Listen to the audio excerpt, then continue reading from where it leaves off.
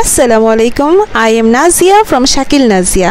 অনেক ব্যস্ততার মাঝে আসলে ব্লগগুলো তৈরি করা হচ্ছিল না। এটি একটি শীতকালীন ভিডিও। সেদিন আমাদের অনেক কাজের ব্যস্ততার কারণে আমাদের লাঞ্চ করতে করতে অনেক লেট হয়ে গিয়েছে। আমরা চিন্তা করলাম বাঙালিয়ানা ভোজেই আজকে আমরা খাবো। সারাদিনের কাজকর্ম শেষ করার পরে খুব খিদা লাগছে, সকালবেলা নাস্তাও করার সুযোগ পাইনি, তো এখন খেতে আসলাম বাঙালিয়ান ভোজে। অর্ডার দিলাম আমার জন্য গ্র্যান্ড খিচুড়ি প্লেটার, আর সময়ের জন্য অর্ডার দিলাম বিফ কালাবোনা খিচুড়ি প্লেটার। দেখি 10 মিনিট সময় লাগছে, নিচে ওনারা 10 মিনিট সময়, 10 মিনিটে কি রেডি করে দেয় দেখা যাবে। খুব ক্ষুধা লাগছে, আওয়াজ বের হচ্ছে না।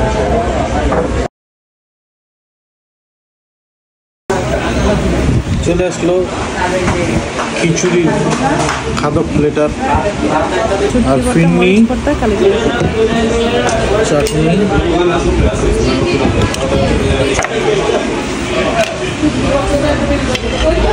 আমাকে এটাকে ফিরনি দিচ্ছে, সালাদ, সস নাকি এটা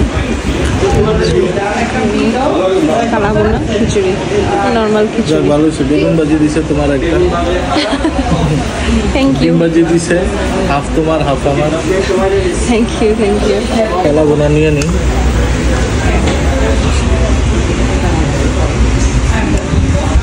টেস্ট কেমন? খিচুড়ির টেস্ট ভালো, কালাবোনার টেস্ট আর একটু বুঝতে হবে।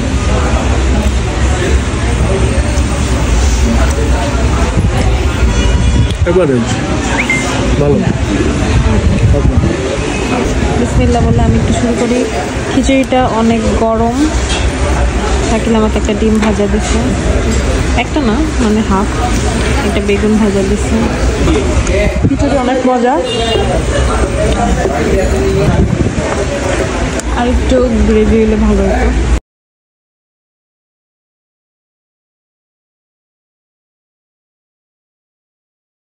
এখানে আমরা শুকনা মরিচ এনে দিছে। রেস্টুরেন্টে নাকি কাঁচা মরিচের অভাব ছিল, তাই আমি শুকনা মরিচের ভর্তা দিয়েই আপাতত চালিয়ে নিচ্ছি। দেখেন বন্ধুরা, খিচুড়ি খাওয়ার পরে আবার হাফ প্লেট ভাত নিয়ে এসে ভর্তা দিয়ে আরামসে সুন্দর করে গরুর কালা ভুনা দিয়ে ধুয়ে ভাত খাচ্ছি। দেখেন কি মজা। এই যে একটু কালাবোনার ঝোল আর গরম ভাতের সাথে মাখায়া,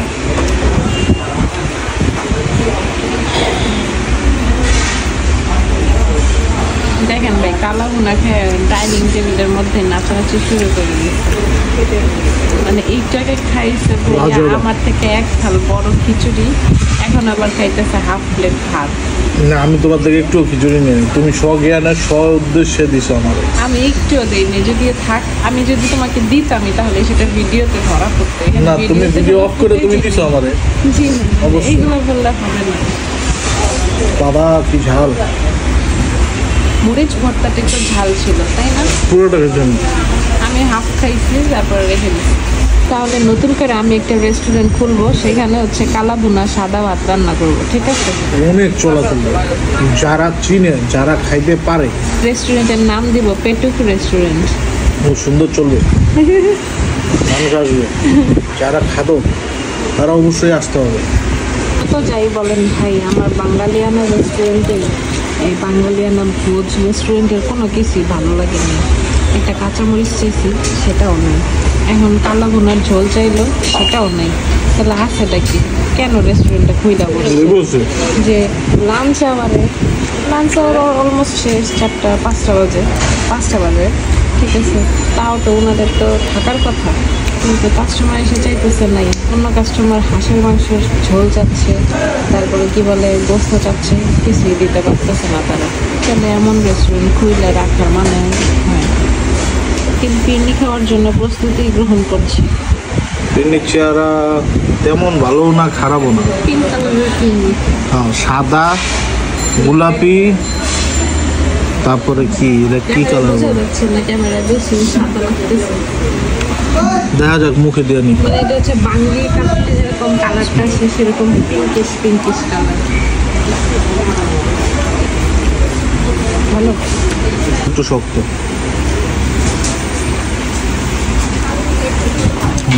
ভাতগুলো শক্ত, আর আদার্স সুইট বেশিও না কমও না, এভারেজ এভারেজ, ঠিক আছে, মানে ডায়াবেটিসের রুগী খাইতে পারবে।